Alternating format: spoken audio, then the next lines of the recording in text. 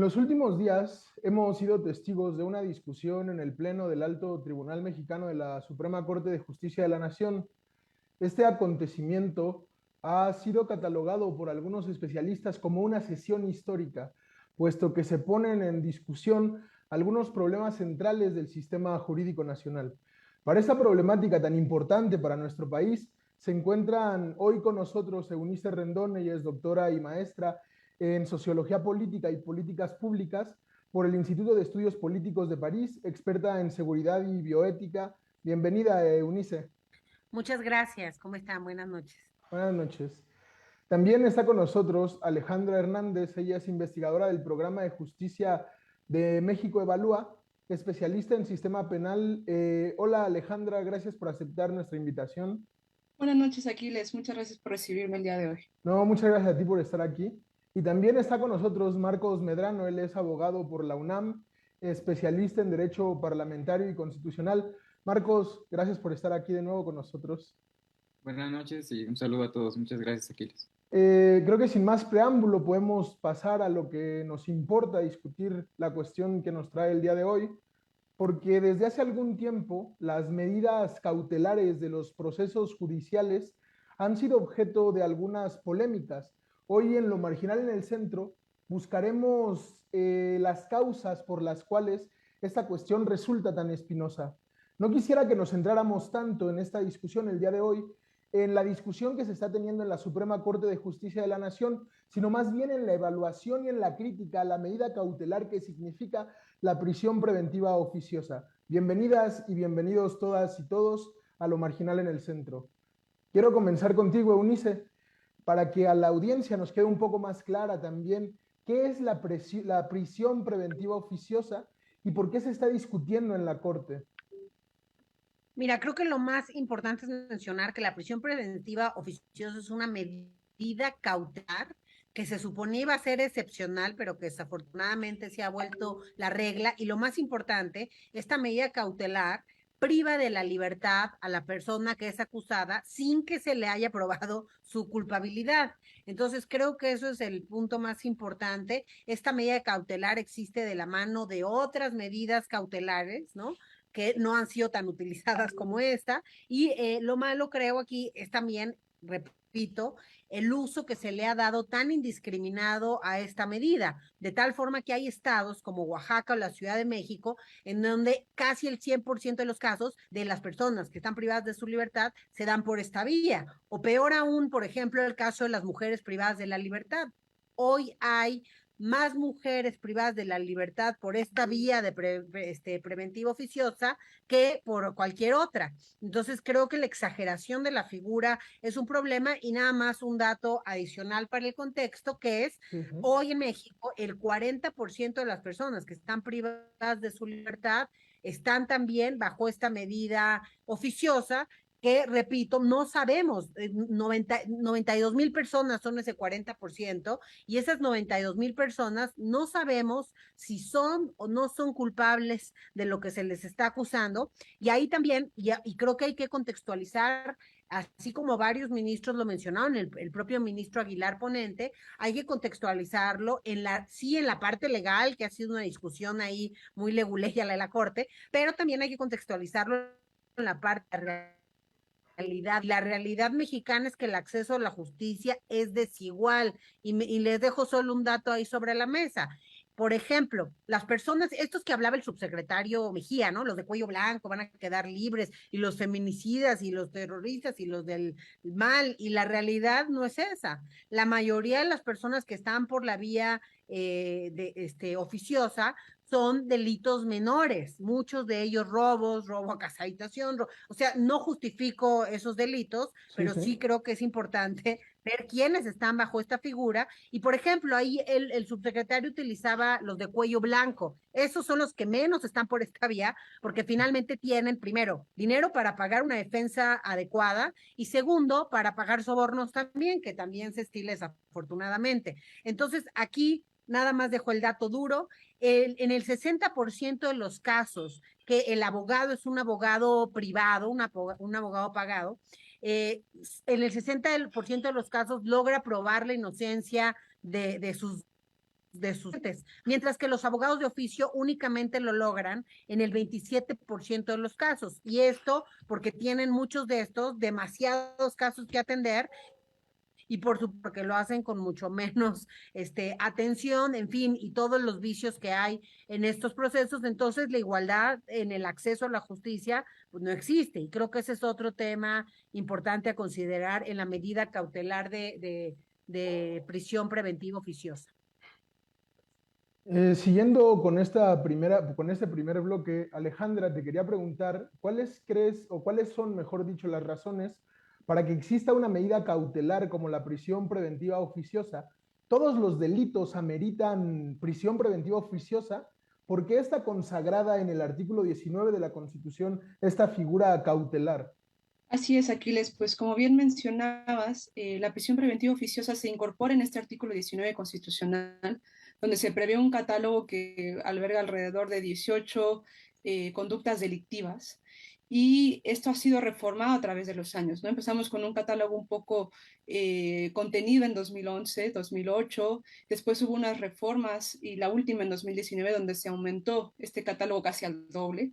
Entonces, como bien mencionaba Eunice, es una medida restrictiva de derechos, restringe por completo la libertad personal, que es contraria al principio y al derecho a la presunción de inocencia, y releva al Ministerio Público de justificar la idoneidad o la necesidad de imponer esta medida. ¿Qué quiere decir eso? Rutinariamente en las audiencias iniciales, cuando se debate la imposición de una medida cautelar, el Ministerio Público debería tener la obligación siempre de justificar por qué es necesario imponer a la persona imputada, que es esta persona a la que el Ministerio Público está investigando o le está imputando un delito, tiene que justificar algo que se le llama como riesgo procesal. ¿Y qué quiere decir esto?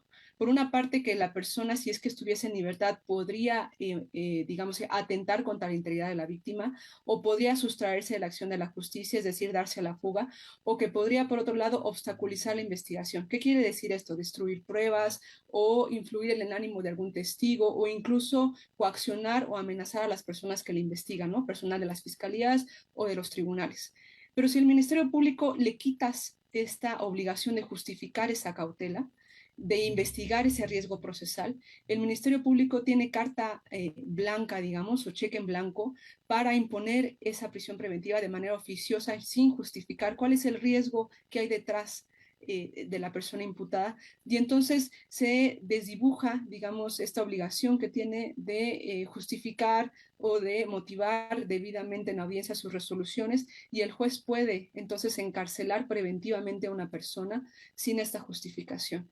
Y es una medida que, como sostiene el proyecto del ministro Luis María Aguilar, es contraria a las normas de derecho internacional de las cuales México es parte, ha ratificado, son obligatorias. También es contrario a la jurisprudencia que ha desarrollado la Corte Interamericana de Derechos Humanos, una jurisdicción que también ha reconocido el Estado mexicano como obligatoria. Y estamos entonces frente a este debate de qué norma constitucional debe prevalecer. Si lo que prevé el artículo 16, lo que prevé el artículo primero, ¿no? De esta obligación de todas las autoridades de reconocer, garantizar, proteger los derechos humanos, y también, por supuesto, del criterio pro persona, que quiere decir que siempre debemos de privilegiar la protección más amplia de los derechos humanos a la persona imputada. Esta es la discusión medular que se está dando en la Suprema Corte de Justicia de la Nación. ¿Qué precepto constitucional es el que debemos de privilegiar? ¿Cuál protege mejor los derechos humanos de la persona imputada? Me parece muy interesante este primer acercamiento al problema. Sin embargo, creo que convendría también evaluar un poco las consecuencias, si ha sido efectiva esta prisión preventiva. Y te quería preguntar a ti, Marco, un poco en este sentido, ¿ha servido para disminuir, por ejemplo, los delitos mediante los cuales se puede imponer una prisión preventiva oficiosa? ¿Cuál ha sido su desempeño? ¿Ha sido un éxito? ¿Ha sido un fracaso? ¿Ha disminuido la delincuencia? ¿Cómo lo piensas tú? Sí, claro, Aquiles, gracias.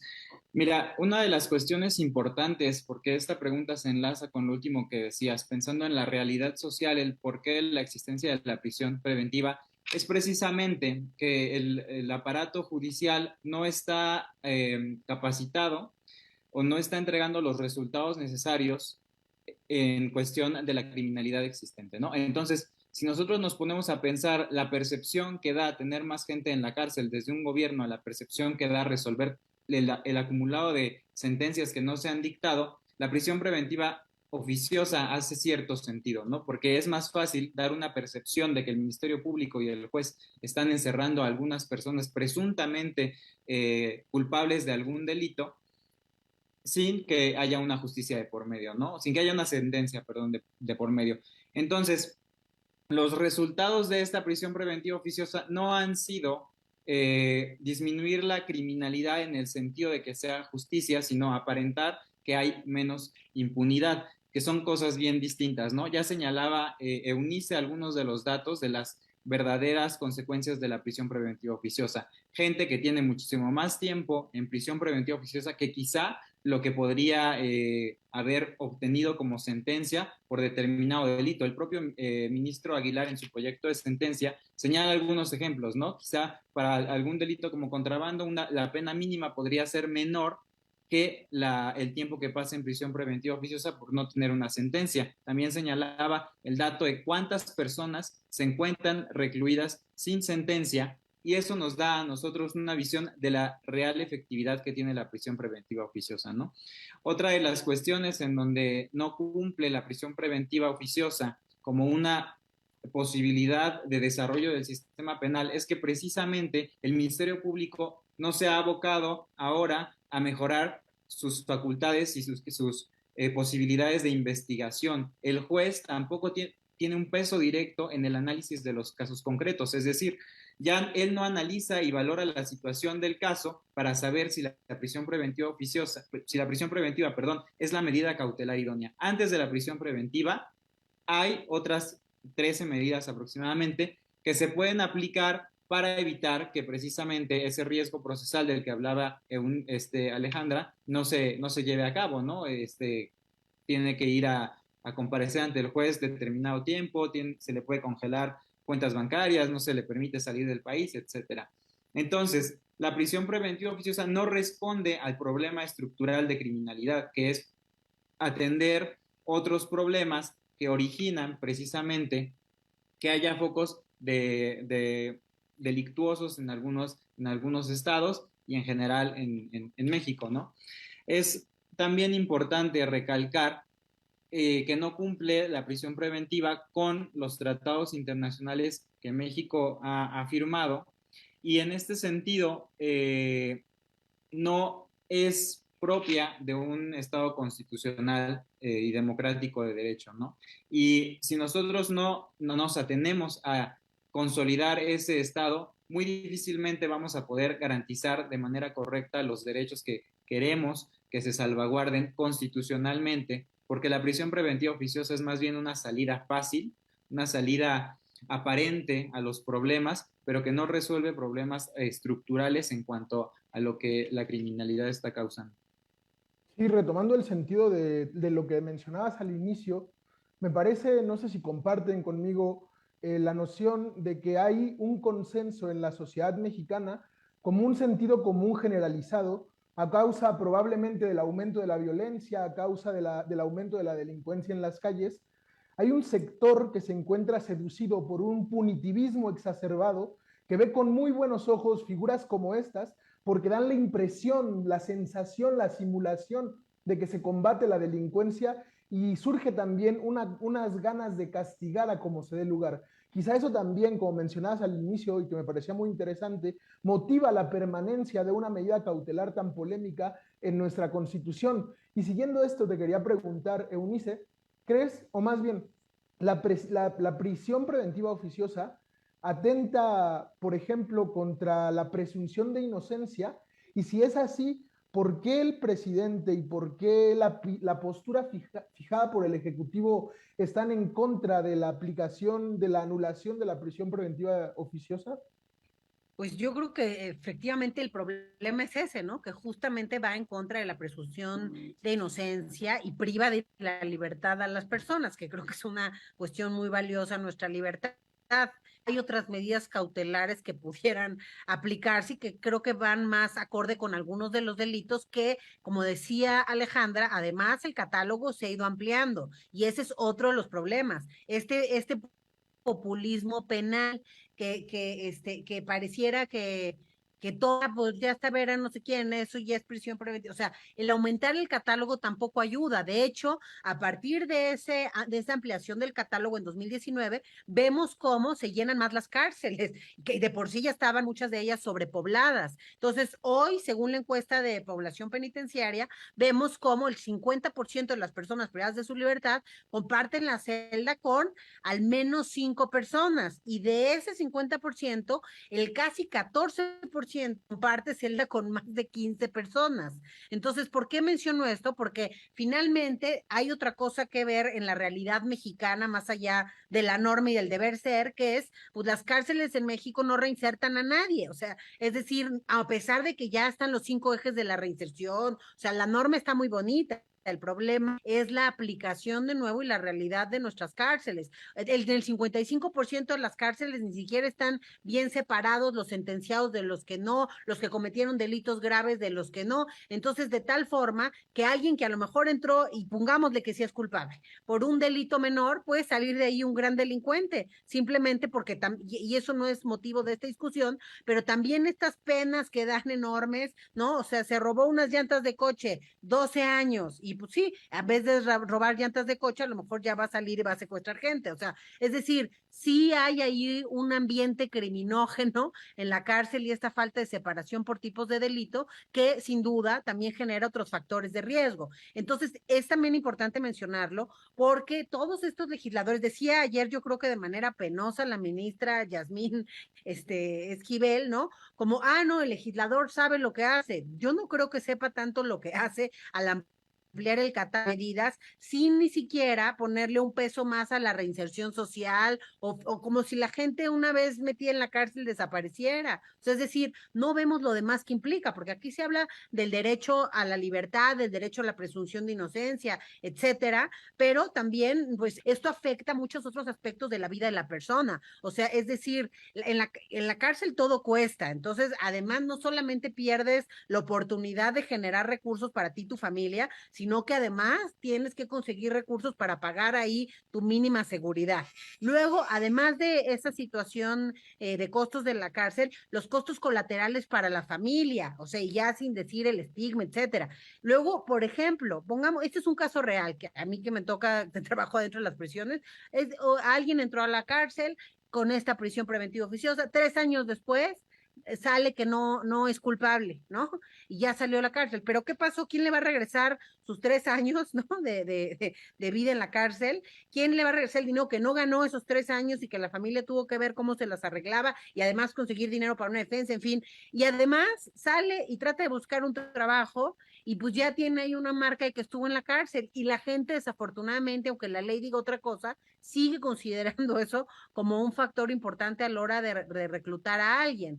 Y a mí lo que me llama la atención de todo esto en la Corte es que escuché a cada uno de los ministros, ¿no? Y pues básicamente yo, más allá de que vayan a votar en contra o a favor, que eso lo vamos a ver el jueves porque el propio ministro ponente pidió cambiar algunas cosas y que la votación fuera jueves, entonces nos tienen así, con la angustia, aunque parece que todo, pues, no se va a eliminar, ¿no? Por lo que dicen, pero quisiera entonces destacar los argumentos, es decir, yo lo dividiría en cuatro, básicamente, ¿no? En tres, más bien. Uno, que es la ministra Yasmín, ¿no?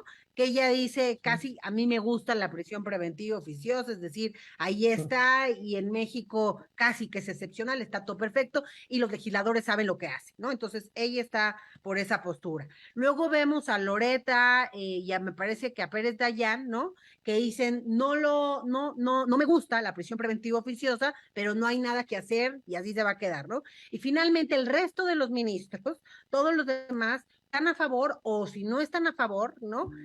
Toda su ponencia o en lo que presentaron, pues ponían elementos en contra de la prisión preventiva oficiosa. Es decir, aquí el pretexto es un poco, y ya con esto me callo, lo prometo, lo que decía Alejandra, Es decir, hablan, o sea, como que no nos toca a nosotros el tema de la Constitución, o sea, es decir, en vez de interpretar el artículo primero, como decía Alejandra, en donde si yo estoy firmando estos tratados internacionales y protegen más los derechos humanos de las personas, entonces lo voy a validar, que eso sería una interpretación de la Constitución, pues se lavan, yo siento un poco las manos con esta interpretación antigua, ¿no?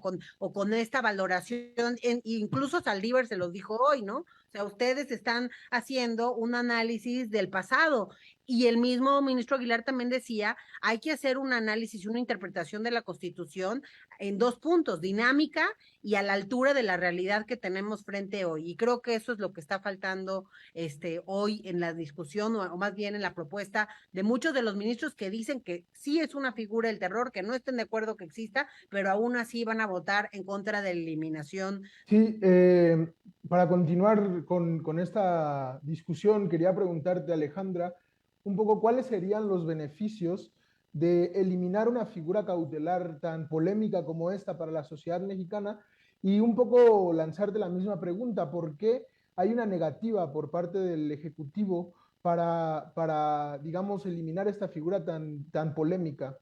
Claro, Aquiles, pues como bien ya se mencionaba anteriormente, creo que es, digamos, en el debate público, en la opinión pública, jala mucho el que una persona esté bajo prisión preventiva durante su proceso, porque la sociedad tiene esta idea y tal vez ha sido parte de nosotros como sociedad civil, que hemos dejado de lado la importancia de socializar el sistema de justicia penal, ¿no? Y de dar a entender a las personas cuál es el rol de cada regla procesal, cuál es la dinámica del sistema, porque está la percepción social de que si una persona lleva en libertad su proceso, eso es sinónimo de impunidad, cuando en realidad no es así. Digamos, hay un observatorio que le llaman Observatorio de UMECAS, que lleva el Instituto de Justicia Procesal Penal, que les invito a consultar, donde alrededor de 80-90% de las personas que llevan su proceso en libertad concluyen el mismo, es decir, no se sustraen de la justicia, no se dan a la fuga, sino concurren a sus audiencias con normalidad, ¿no? Entonces, sí es por parte de los gobernadores y en general de todos los titulares del Ejecutivo muy fuerte esta presión social de aumentar el número de personas recluidas, aunque en realidad no veamos procesos de principio a fin, no hay respeto a la presunción de inocencia, hay, digamos, violaciones graves a derechos humanos. Entonces, justificar eso políticamente es atractivo para los políticos. No hemos logrado blindar las reglas procesales del sistema de justicia penal digamos, de esta presión pública, mediática. Y aquí yo también quisiera compartir con ustedes algunos datos. Hemos sistematizado información proveniente de fiscalías y tribunales y durante 2021, de todas las personas que estuvieron bajo prisión preventiva, únicamente 2 de cada 10 llegan a una sentencia condenatoria. ¿Qué quiere decir esto? Que el resto de las 8 personas o salen bajo una suspensión condicional a proceso, o salen mediante un acuerdo reparatorio, o salen mediante una sentencia absolutoria.